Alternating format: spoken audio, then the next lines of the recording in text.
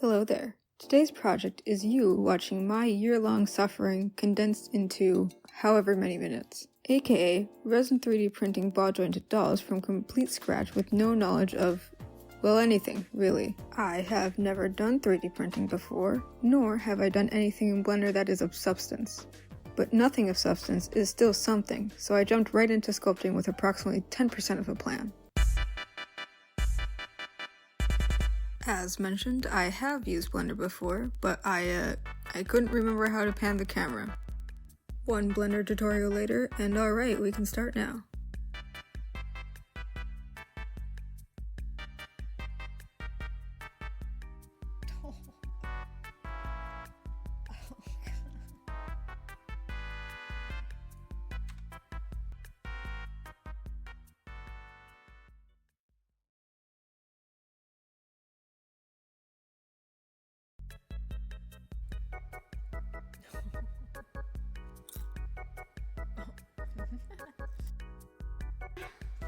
Is Jojo Siwa even from Poland? I don't think so. I don't know. Where did my UI go? Like, oh my god, time to commit a walk crime and kill children. There's a random line on my screen now. Well, it's frozen now, so. See, it says input pending, but I don't think the input is ever going to not be pending. It's because I have 3 Chrome tabs open. Well, I clicked it again and you know what? It's frozen again. I think that's a sign. What the fuck else am I supposed to do? You're literally knitting as we speak, and you've also started No. to play a whole new video. Well, There's so much to do, man. what's up, guys? Underground, the one where with something there I people. forgot he existed. You might as well try the Supreme Guardian. I will. The current. You don't know shit, unlike me, Not. the guy who's been away Walk for with me. approximately 2 days. Living us. Oh my god. That used to be the worst. Bass? I Is that her just butler? got into the Sebastian? underworld. Miguel? In that case, I know, he's got Oh, by the his way, parents I said- left my Goethe. Quick.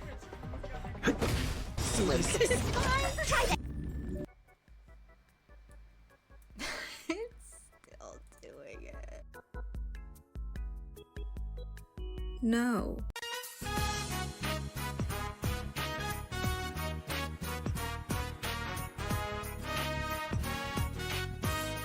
It's better, but not great. Maybe sculpting without an in-program reference isn't the way to go. Using Try2, I came up with these drawings, and then I didn't finish anything other than the face. With new drawings, I start the first sculpt I actually completely finished, hands and all. I think it actually turned out pretty good. Maybe still a little off with the proportions, but I refuse to do this again before getting at least one whole attempt printed.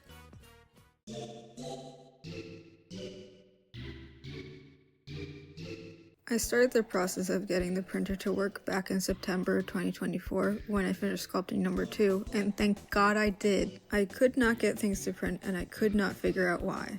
It wasn't the plate since I leveled it after every print. It wasn't the LEDs. It could have been the supports, but I doubt that, and I will blame everything but myself. It could have been the machine in general. I got it from my dad, and he and his brothers had apparently modified or tinkered with it, but he said they reset it, so I also doubt that. I thought it was the temperature, but I had no way to test that since I wasn't waiting until summer. And you know what I think it was? The plate may have been level, but the floor isn't, and therefore the table isn't, and therefore the printer isn't. When things did print, they were wobbly, almost like the machine wasn't level. Yeah, I never thought to check that. Anyway, here are some pro tips I learned during this time. Pro tip 1. Don't get resin in cuts. It hurts. Pro tip 2. Don't go into direct sunlight with resin on your hands. It will cure and burn you, and it feels like super glue. It also cures under your fingernails. 42, just wear gloves. No. Do you think that's something someone that bleaches their hair with their bare hands would do? Pro tip 3. Wear gloves and a mask. So, did leveling the machine fix all my problems? I don't know. I haven't tested this hypothesis yet because this printer currently lives on my shelf. So how did I print things? This is the Saturn IV Ultra, and it worked perfectly, right out of the box. I had no issues. None. None at all. It only printed on the front part of the plate. And this is when I figured out the leveling issue, and by I mean my dad. With that fixed, the test chest piece finally printed. And then I tried to do exposure tests and the printer wouldn't read my files. So 3D printers can't just read a 3D model file, like an STL. You need to first slice the model in a slicer, because the way 3D printers print things is in layers, or slices, I guess. The slicer I use is Cheetobox, and for some reason when I sliced something, the resulting file was empty or incomplete, like it was either 0 kilobytes or less kilobytes than it was supposed to be. Or the printer just wouldn't like it. I don't know why, I had the latest versions of everything. The USB I was using had other readable files on it, and it was what I printed the chest piece with. And when we sliced the same STL from my dad's computer, it worked just fine. Well, before I could figure that out, the expert came over and wanted to print a doll head, and it wouldn't read that file again. So we tried again. This time, the file had more kilobytes. It also could not read that one. So then she wanted to export the files, because she has the magic touch, and named the file Luck. The file had 0 kilobytes. She tried 3 times. Then we switched USB and she named it Unluck, and that one worked. Pro tip 4. Don't use the USBs that come with the machines, and when using a different one, make sure it's formatted correctly. Otherwise, the machine can't read it. I can't tell you what that format is because I still use the USB that came with the printer. I wrote that before both of the USBs that came with the printers died. It's FAT32. Anyway, yada yada, something else probably happened at some point during the process, like having to completely stop printing because the workers were going to have to work in that room and I didn't want them smelling resin fumes. So I packed everything away, but we didn't actually know when they had time, and when they did, it rained, and this happened like 3 times, and no, it's been months, maybe years, before I could set everything up again. Pro tip 6. Have paper towels on standby. Pro tip 7. Get a silicone mat. It's very easy to clean. Ignore that mine is dirty. Pro tip 8. Get a resin-specific trash can that is right next to your workspace. Oh my god, this hobby produces so much trash. Pro tip 9. Do not throw away uncured resin in any form. Cure paper towels, gloves, and the liquid you wash the pieces with. Do not pour that shit down the sink. Just lay everything out in the sun for a day. And don't wash your water-washable resin in the sink either. It's June 2025. Everything stalling me is out of the way. I can set everything up again and start printing things. I ran out of resin. Here's the doll put together. It has way more issues than I thought it would, and I will list all of them in detail. The chest piece moves awkwardly. It sort of clicks around and gets stuck out of place when I force it out of place, and also it can't twist. All of that is because the torso stomach joint piece is a rectangle and geometry things. Another oversight on the chest plate is that this shoulder bit prevents the arm from going up smoothly. It sort of pops out of the socket, which cannot be comfortable. The arms themselves are fine, probably the best part of the doll. The stomach and hip joint area is bad, once again because of geometry. I made the bottom part of the stomach flare out wider than the socket of the hips so that they click together and stay together. Legs, oh the legs. Dude, don't even. I still don't know how to do them correctly.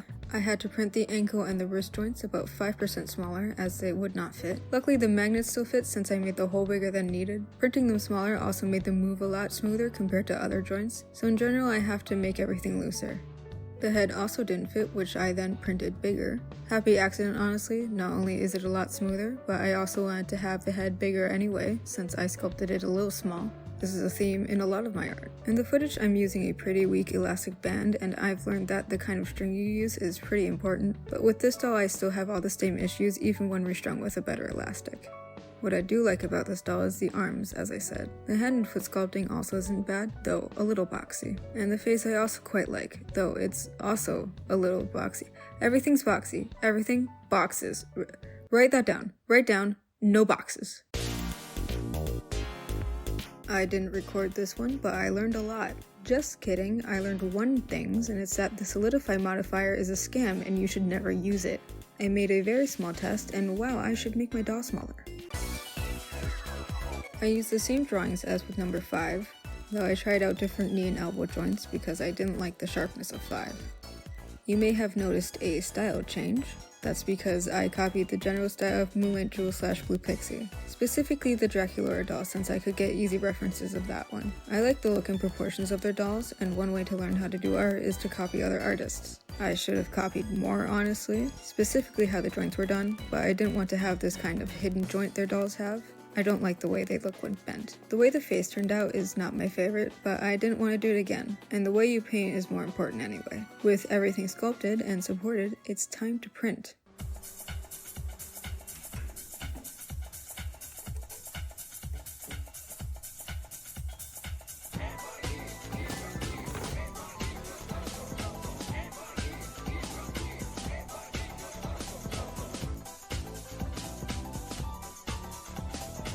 I didn't like the way these parts protruded when the knee was bent, so I whittled them down and test strung the doll. It was very floppy. I painted most of the pieces in even paler skin tone to more accurately capture my sees the sun once a month at most complexion. I wouldn't recommend doing this. In the future, I'm going to try and mix the right color with the resin. Painting the face with a lot of watery layers was not fun. Plus my paints are a little crusty and cheap, so even with thicker layers, it took a while to get an even coat on everything. The eye bases were printed with the rest of the doll. I stuck them to this plastic sheet with blue tack, painted the sclera white and the iris brown with a little orange dot in the pupil, and covered them in UV resin. Getting the eyes to look in the same direction is very difficult. I don't think I got them to look right. On camera it looks like the doll's eyes aren't focusing on anything. They're a little too big, which sets them further back and in shadow, but I don't want to make them again, and honestly I don't mind. Time for the wig. I made the wig cap with some scrap fabric and many layers of glue, then cut it way too short and painted it neon green. Now for the hair type I'm going to use, I'm going to be extra fancy and use real human hair, my own. You really thought I was going to cut my hair for this? No way! I'm going to use hair I cut off a few years ago and kept in my drawer. I always knew it was going to come in handy. Now this hair is very broken and very bleached and probably greasy, so it's perfect. I re-dyed it with Electric Lizard by Manic Panic, which is still the main hair color I have, though it didn't take the dye too well. Gluing the wefts took me 3 days.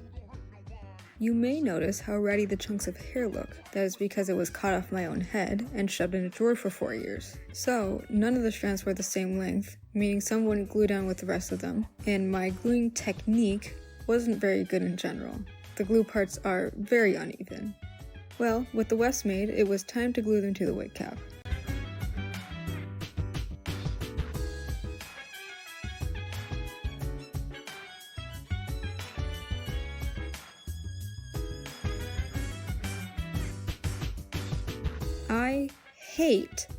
Let's be positive. I strongly dislike making wigs. It wouldn't style very well, and I couldn't boil wash it since the only stand I had was the doll itself, so I hairsprayed the absolute shit out of it. Not that it really did anything.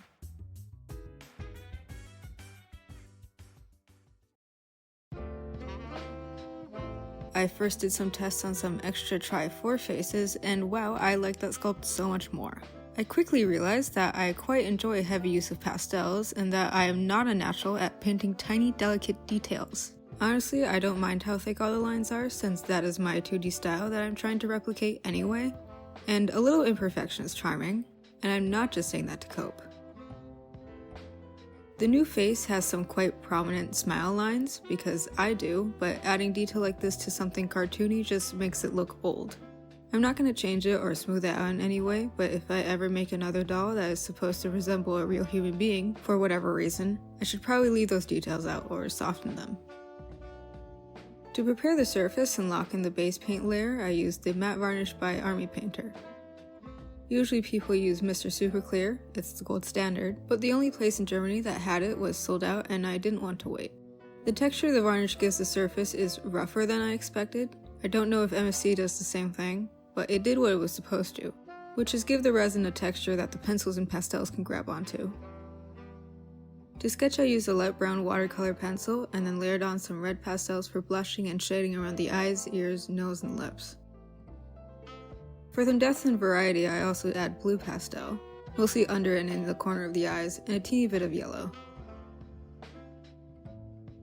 I dot some red watercolor around and paint the lips many times. Using liquid watercolor didn't work for me very well, it would pool and dry strangely. I figured that out on the test faces, so I don't know why I did it again, but it turned out fine enough.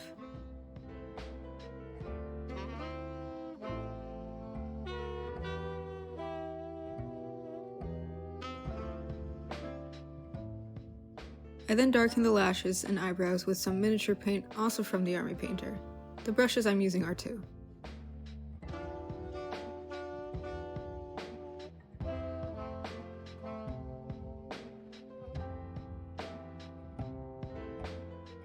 To clean up some lines and for some highlights, I used the same paint that I mixed for the skin tone.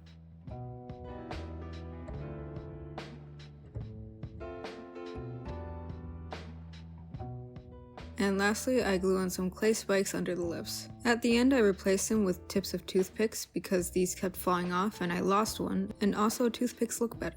I got the idea from Hexian's Spice video, I think. I blushed the body to match the face and added details like nails, bruises, scars, and ferret bites. I sprayed the matte varnish on the whole thing for protection and to lock in the pastels. I think I didn't clean the nozzle correctly or something because there was a cloudy, fuzzy layer that was visible on all the black parts. But since the black is acrylic paint, it didn't need the protection, so I just painted over it again. And that's the face done. The face up is definitely my favorite part, especially because I'm not too perfectionist about it and I can just do, and it looks good.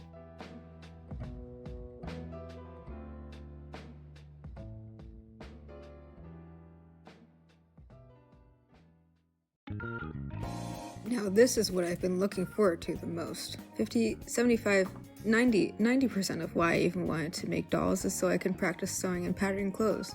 I have so many cosplays I wanted to do that have now become future doll projects.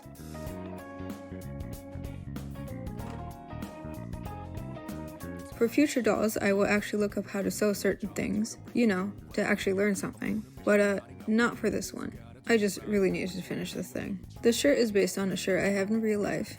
It's my favorite shirt. Good fabric, fits nice, print isn't stiff. The doll shirt is more oversized on it than the real one is on me, but I don't care. I hand painted the graphic with fabric paint, first doing a base of white and sketching with the second layer of white, then going in with some colors.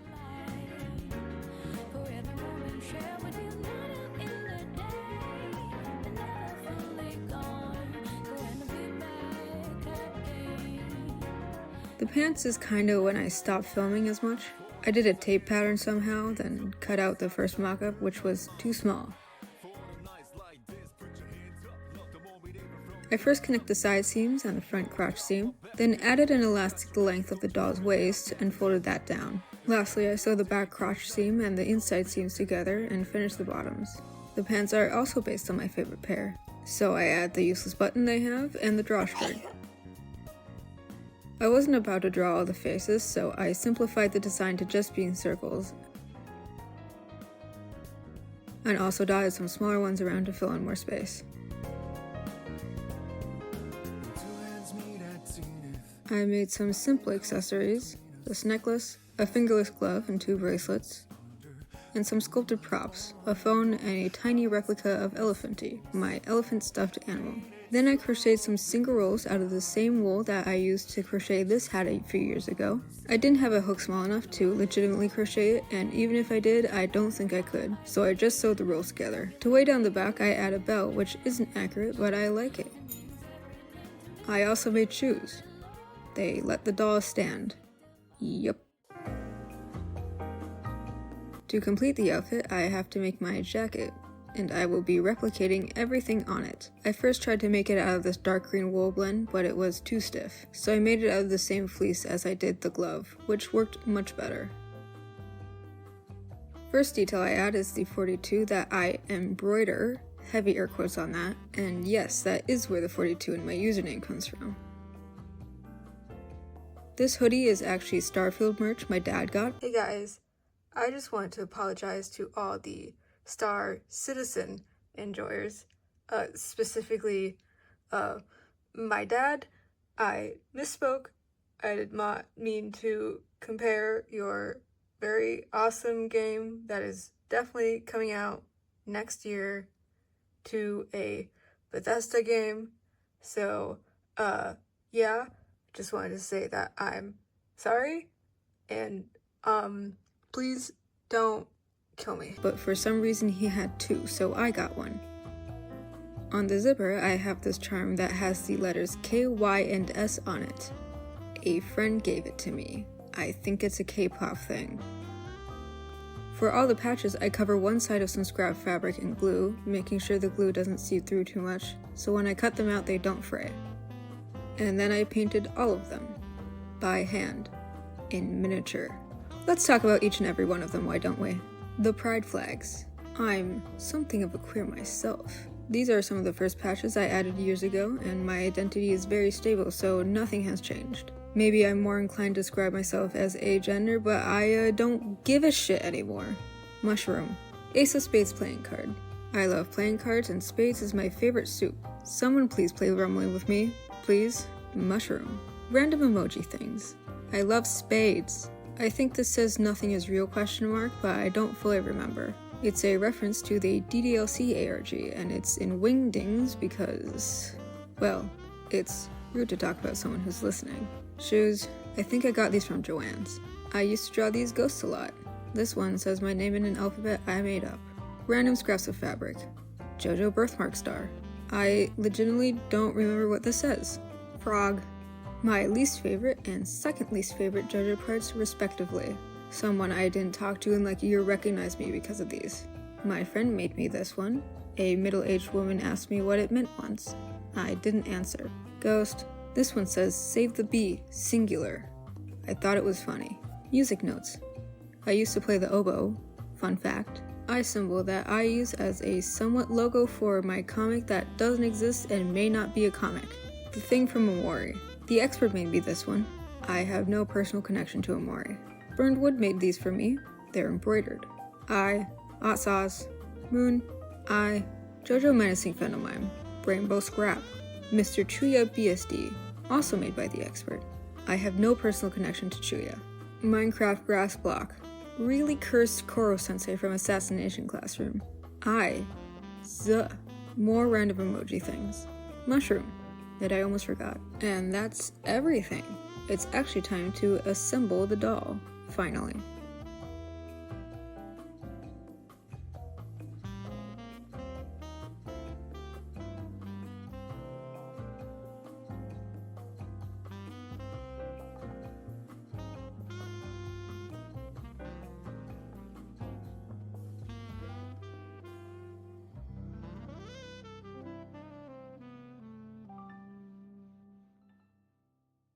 Side note before we get into the final shots, the iPhone Photos app recognizes the doll as a person, even without eyes.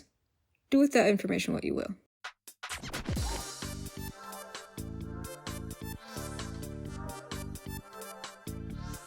It's your main man Knuckles, and we're Media Herd. You ready to go in space? Help me get the emeralds. I now have 2 dolls of myself because I deserve merch. I mean, do you have a painting of yourself in your Ayako cosplay, a drawing of that one time you ate a raw onion, metal letters of your initials, and 2 dolls? I didn't think so. From now on, I'm dubbing this doll as the prototype instead of a mini-me, because that's what's supposed to be more than a representation of myself. Overall, I'm quite happy with it, mostly the clothes and the face. I think I got a little too influenced by Moonlight Jewel's style and lost sight of the direction I originally wanted to go, which is slightly more realistic proportions. But it's not a bad style, obviously. What isn't up to my standards is the mechanics of it, the joints. Testing BJDs isn't technically difficult, it's just very time consuming. You can basically sculpt a BJD with whatever awful blender skills you have, as long as you get a printable result, which is easier to achieve than you'd think. But to actually test it, you have to print and string the whole doll to see how any of the individual pieces interact and move while tightly strung together in real life. Number 6 here has some wobbly knees and thigh joints that refuse to stay in the right orientation. Just holding these pieces together wouldn't have shown me that I should angle the thigh joints inwards because that's the path the string wants to take. I should also make the joints smaller so I can fit some felt or fabric in between the joints and sockets. This is just better for longevity as the hard pieces aren't rubbing against each other and wearing each other down, which would lose posability over time. This would also create more friction for being able to hold a pose. Right now the prototype can't really do that. The legs especially are just too heavy for a smooth surface against a smooth surface, and fabric would help with that. Maybe.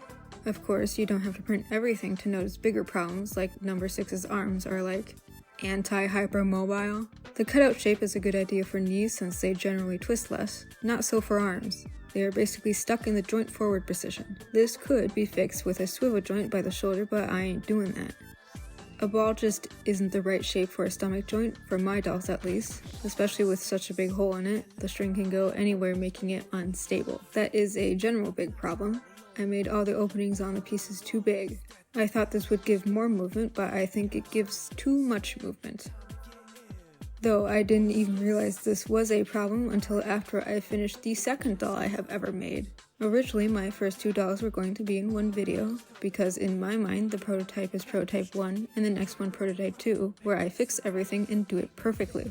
That didn't happen. I kind of didn't fix anything, really. And I don't want to edit a video that long, even if I do enjoy longer crafting videos myself. It'll be a doll of my original character, Roy. I like how he turned out. He's quite cool. Radical, even. So join me for a kind of part 2 whenever I'm done editing it. Could be tomorrow, could be next year. Who knows?